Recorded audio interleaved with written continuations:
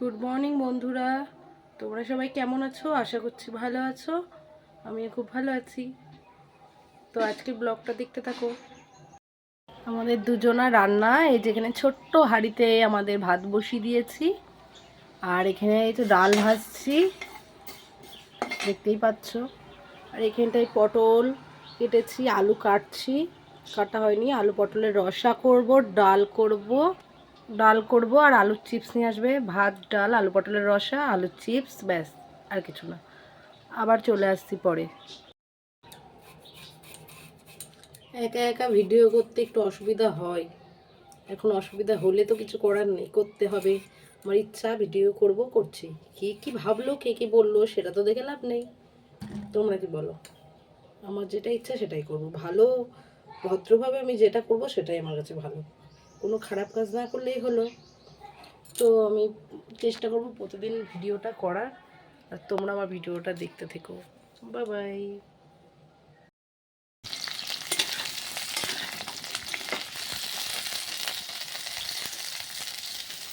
পটল আলু একসাথে আমি ভেজে নিই, আলাদা আলাদা করে ভাজতে ইচ্ছা করে না, অল্প জিনিস তো, সেই জন্য একসাথে ভেজে নিচ্ছি। এবার দেখতে থাকো। পটলটা ভাজা হয়ে গেছে, পটল আলু। এবারে রান্নাটা করে ফেলবো কষিয়ে।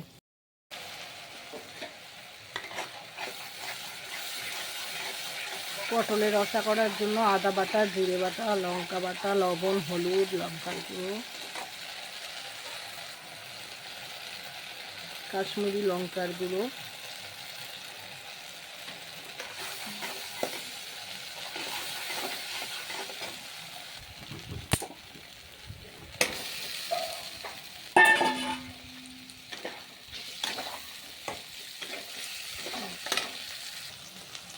এখানে একটু সস দিয়ে দেবো।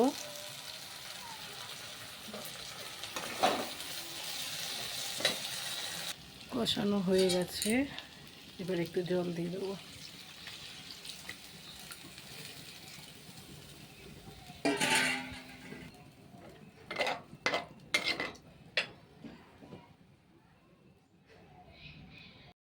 এবার আমি একটু গরম মশলার গুঁড়ো দিয়ে দেবো পটলের রসায়।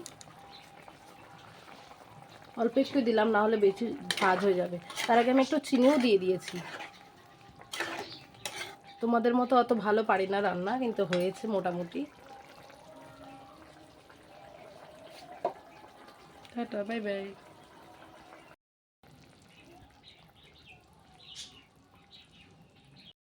এই যে দেখো, আমরা সবাই খেতে বসেছি। আমার ছেলে খাচ্ছে দই দিয়ে ভাত, আর আমরা খাচ্ছি ডাল, গন্ধরাজ লেবু, আলু পটলের রসা, শসা, আর এই যে আলুর চিপস। তোমরা ভিডিওটা দেখতে থাকো, আবার আসছি আমরা একটু পরে। Bye bye.